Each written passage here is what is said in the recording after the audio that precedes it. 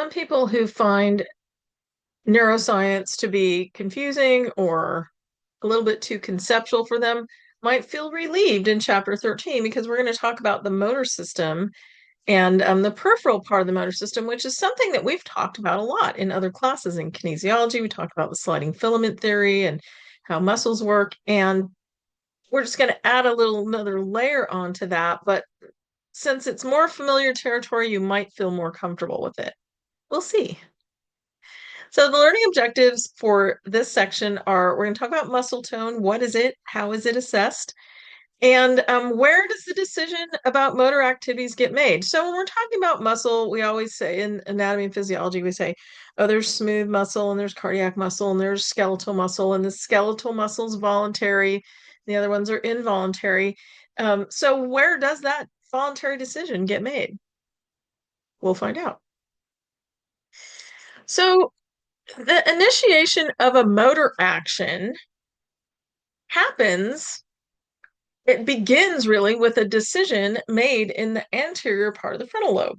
And so we talked about the anterior part of the frontal lobe, that's our executive area and our motor area and our personality, all that stuff. So then the motor area, we make that decision like, oh, I got to do something.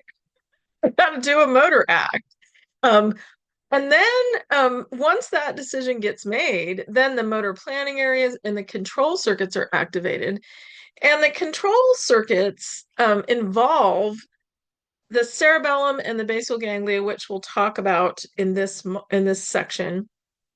Um, but they regulate activity in the upper motor neurons. So we have we talked about the sensory neurons bringing the afferent information in from the periphery in mostly three neuron pathways.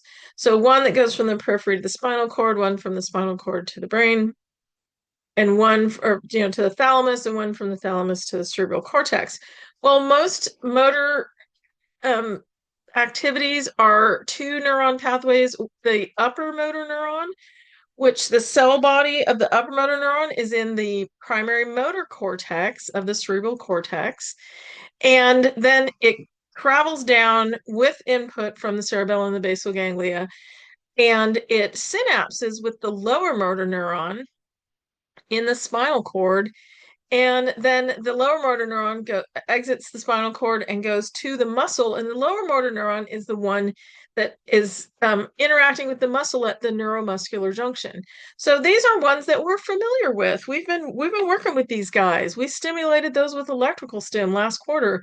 We talked about muscle actions and muscle innervation in kinesiology. So these are familiar neurons, these lower motor neurons, but our upper motor neurons are the ones that are coming from the cerebral cortex. So we have the decision in the cerebral cortex. Motor planning areas and control circuits contribute, and the upper motor neurons send the information to spinal interneurons and lower motor neurons, which synapse directly with the skeletal muscles. So lots of stuff goes into a motor act, but relatively speaking, it's kind of simple compared to some of the sensory tracts. We'll see. We'll see if that's really true. So upper motor neurons, their cell bodies are in the cerebral cortex, and their axons project to the spinal cord, and they deliver signals to spinal interneurons and lower motor neurons. So lower motor neurons transmit signals directly to skeletal muscle, eliciting the contraction of muscle fibers. The voluntary movement is controlled from the top down, brain to spinal cord to muscle.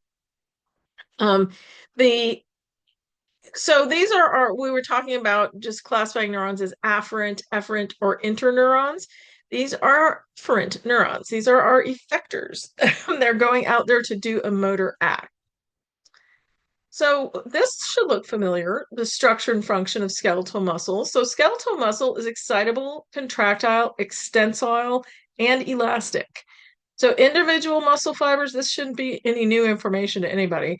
Individual muscle fibers consist of myofibrils arranged parallel to the long axis of the muscle fiber.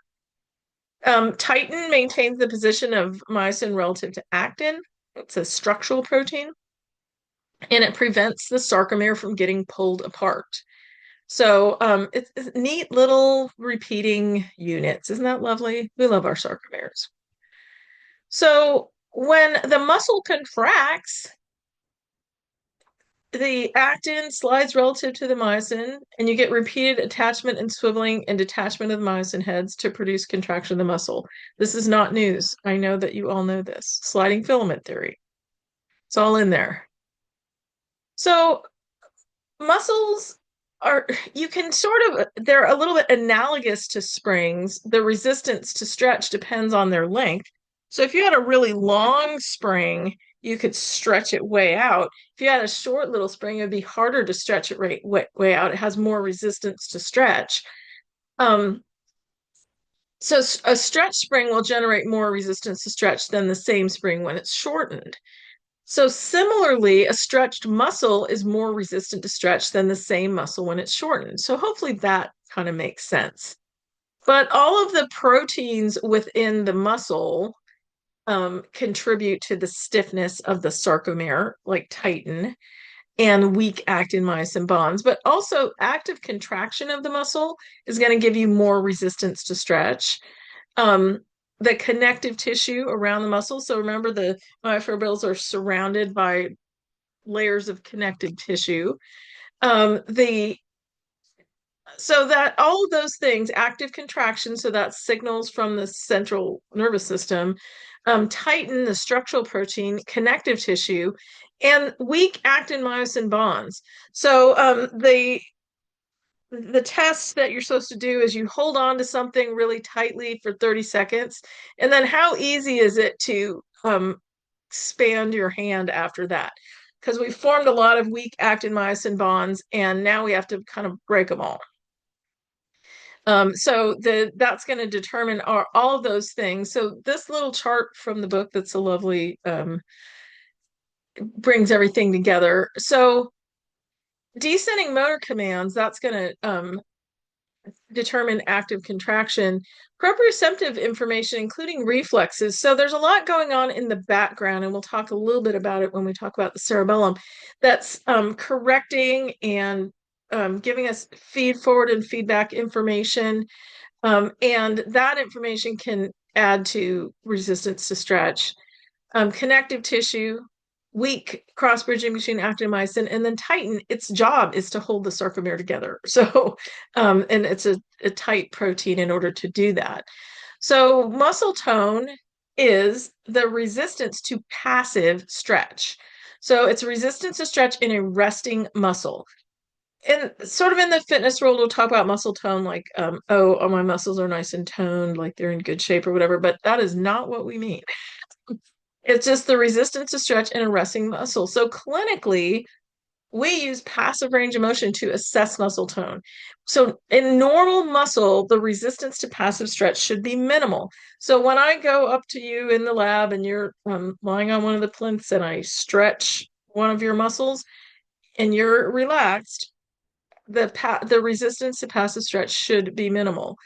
Normal resting muscle tone is provided by titin and weak actin myosin bonds. So when we're just sitting here or standing here, there's a little bit of tone in our muscles. Part of the job that our muscles have to do for our bodies, they have to generate heat. So there has to be a little bit of low level tone going on in the muscles.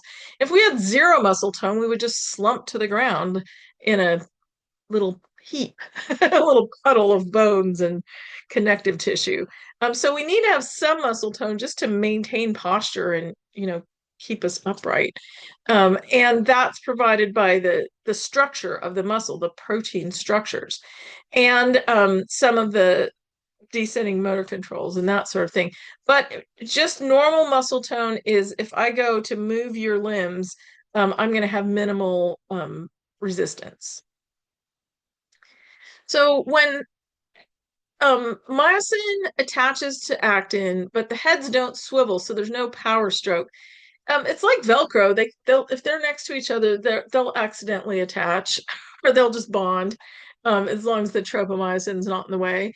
Um, if you have those weak actin myosin bonds, there's no muscle contraction yet, but the resistance to stretch is there's a little bit more resistance to stretch because of those weak actin-myosin bond. So we say it's similar to loosely attached Velcro strips. So there's some resistance, but they pull apart pretty easily. So here's the test. Wrap your fingers and thumb around a pen and squeeze tightly for 30 seconds, and then very slowly release your grasp and fully extend the fingers and thumb. And there's more than normal resistance to extending your digits because of those weak actin-myosin bonds that were formed in the 30 seconds. So it doesn't take very long to form a weak actin-myosin bond. So same thing, like your hamstrings are tight after prolonged sitting, or if you're sitting for a while, you get up and the first couple steps feel a little bit jerky because the muscles are still, you still have weak actin-myosin bonds going on. And then after those first couple steps, you're fine. But that contributes to resting muscle tone. Both elastic and contractile forces act on a joint to determine the joint's resistance to movement. So muscle tone is the muscle's resistance to being stretched, basically. Joint resistance is the joint's resistance to movement. So if you're contracting agonist and antagonist muscles, like you're on a moving surface, an unstable surface, and you have to stay balanced, you have to contract all your muscles to stabilize your joints. In the upper limbs, a lot of times we use co-contraction to enable precise movements, like when we're learning a new movement skill. When you're first learning how to write, you're really trying to be precise about it, and then later on it's a lot easier. You're not using as much co-contraction. In the lower limbs, it's like standing on a bus. The bus is moving and you're just kind of jostling, or you're in the little train at the airport, and you have to stabilize, co-contract a little bit in order not to fall over. So our lower motor neurons are the only neurons that convey signals to extrafusal and interfusal skeletal muscle fibers. So that there are two types of lower motor neurons. They're alpha and gamma. And both types have cell bodies in the ventral horn of the spinal cord. So we said the upper motor neurons come down from the cerebral cortex, and they synapse either with spinal interneurons or with lower motor neurons. And the cell bodies of those are in the ventral horn of the spinal cord, and that's where they synapse. So when we talk about extrafusal and intrafusal skeletal muscle fibers, when you think about a fusiform muscle, like the biceps femoris or the biceps brachii, that's a classic fusiform muscle where it's pointy at both ends and fat in the middle, if you want to think of it that way. So in the middle part, we have some muscle fibers in the middle that are innervated by the gamma motor neurons, and then the outer part, the extrafusal muscle fibers, are innervated by the alpha motor neurons. And those two work together to make sure that our muscle length is right for what we want it to be doing. So lower motor neurons, besides being in the ventral horn of the spinal cord, they also kind of pool together with common function. So the cell bodies whose axons project to a single muscle are clustered in motor pools, and the more anteriorly located pools of axons innervate extensors, and the posterior pools innervate flexors. So a lot of our motions, like pulling and pushing motions, we're using extensors or flexors together to get those functional motions. So you have those little pools of motor neurons that work together, which is pretty neat. It's like another level of organization of our movement that makes things work together. We talked about a dermatome being the cutaneous area that's innervated by a single spinal nerve root. A myotome is a group of muscles that's innervated by a single spinal nerve. And this is different from a peripheral nerve distribution or a dermatomal distribution. And it's just which group of muscles is innervated by a single spinal nerve. And there are charts in the book that lay them all out. I'm not going to expect you to memorize them, but suffice it to say that all that talk we did in kinesiology about the innervation of muscles, here it is.